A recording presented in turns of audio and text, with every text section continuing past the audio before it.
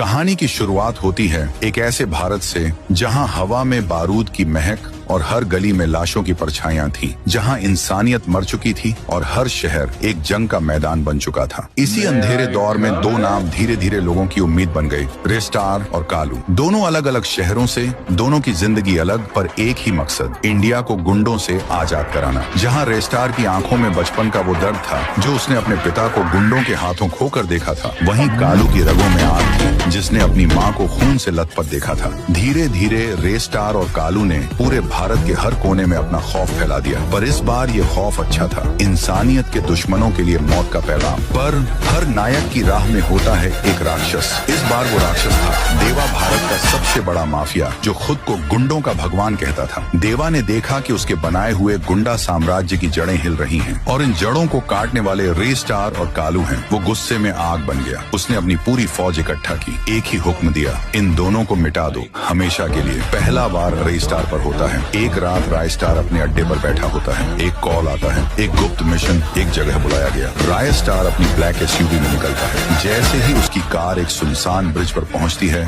धड़ाम, पूरा ब्रिज हिल उठता है। आग, धुआं और मौत की गंध चारों तरफ फैल जाती है।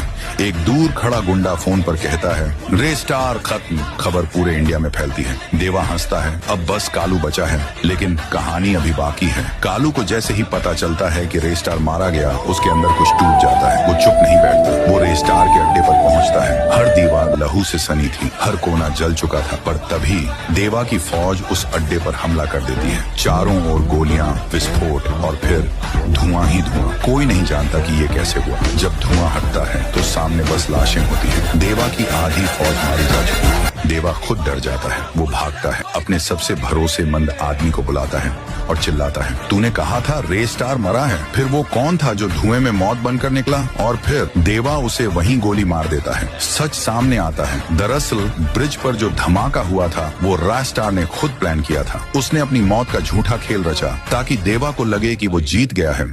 अंतिम सीन, रायस्टार और कालू साथ खड़े होते हैं एक वीरान मैदान में जहां देवा की पूरी फौज जमा है। रेस्टार की आंखों में आंसू हैं अपने झूठे मरने की वजह से, कालू का टूटा दिल देखकर, और कालू की आंखों में आग है देवा से सब कुछ खत्म करने के लिए। रेस्टार कहता है, इस बार अंत होगा, पर हम दो में से किसी का नहीं, सिर्फ देवा का। और फिर युद्ध शुरू होता है। गोलियों की बौछार, तलवारों की टंकार, रेस्टार और कालू एक साथ पूरे गुंडा साम्राज्य को राख बना देते हैं। देवा आखिर में रायस्टार के पैरों में होता है। कहानी खत्म नहीं होती क्योंकि ऐसे लोग कभी मरते नहीं। रेस्टार और कालू अब नाम नहीं, एक उम्मीद बन गए थे। अगर आप चाहें तो इसका पार्ट 2 भी तैयार कर सकता हूँ।